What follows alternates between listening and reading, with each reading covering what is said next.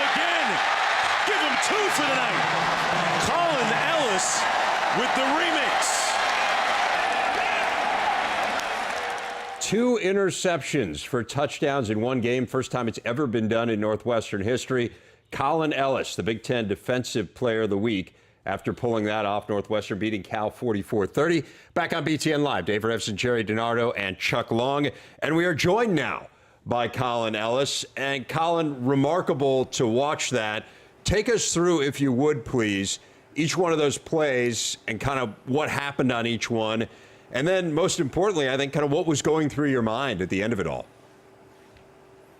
On the first play, Dean Lowry, stepped up, made a big play, tipped the ball in the air, and he kind of hung there for a while. And I was just like, all right, I got to go get this thing. And so I started running over there, didn't know if I'd quite get there. And next thing I know, I'm taking off. And the only thought going through my head was just don't get caught.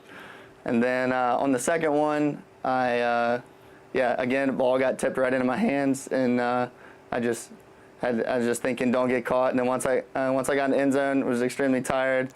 Didn't exactly know how to celebrate, so I just kind of ran over to my teammates, and it was a really great experience, and it worked out well. I know your family made the trip from Louisiana. How significant was it to you to have them there? That was probably the most important thing to me, was being able to, celebrate after the game with my mom and also see her there before the game. I gave her a big hug walking in, so that meant the world to me that they could make it. Also, my stepfather was there, so it was absolutely incredible, and I'll cherish that forever. Collin, speaking of your family, what do you do when you have a hankering for some Cajun food, since you're from Baton Rouge, Louisiana? Well, actually, my mom just sent me a big box of stuff from one of the places in Baton Rouge called Bergeron's, and it was for my birthday. My birthday was in Camp Kenosha, which is what it is, but getting a big box of specialty meats and all different types of stuff is always good. Is it honestly enough for you to share with someone maybe like me? Any chance? Yeah. She normally sends so much that I normally make it for everybody who I live with. I live with Brandon Matable, Sean McEvely, and Paul Jorgensen, and there's some big guys. So I often will cook them stuff as well whenever she sends it. You're pretty far down on the list. Evidently.